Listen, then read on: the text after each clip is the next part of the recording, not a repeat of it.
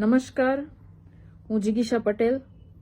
આજે સમાજની દીકરી તરીકે આપણા પાટીદાર સમાજને હું એટલું જ કહેવા માંગુ છું કે આપણા બાપ દાદાના સંસ્કાર એવા છે કે જ્યારે આપણો દીકરો કોઈનો બલાત્કાર કરીને આવે ને તો એને છાવરવાનો ન હોય, એને પીડિતોને સોંપી દેવાનો હોય કે જેથી કરીને એને એના ગુનાની સજા મળે.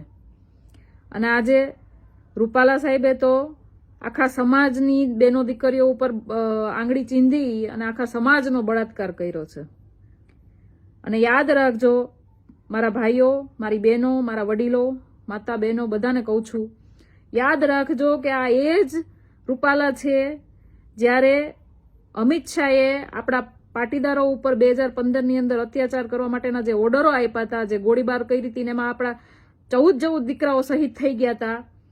આપણી મા બહેનોને ગાળો પડતી હતી ત્યારે આ એ જ રૂપાલા છે જે અમિત શાહના પગમાં બેહીને, ભાજપના પગમાં બેહીને એના તળિયા ચાટતા હતા. આજે ક્ષત્રિય સમાજ એની રીતે સાચો જ છે. કોઈ પણ સમાજને એની બેન દીકરીઓ ઉપર આવે ને એટલે રોષ ભરાય જ. આજે આપણા સમાજની બેન દીકરી ઉપર આવે ને તો આપણને પણ રોષ ભરાય. એટલે યાદ રાખજો પાટીદારો, જે નેતાઓને તમે કદાચ એને સપોર્ટ કરવાની વાત તમે કદાચ એમ વિચારતા હોય કે આપણો પટેલ છે ને આપણે સપોર્ટ કરવો જોઈએ, તો જરાક જોજો કે એને શું ગુનો કર્યો છે.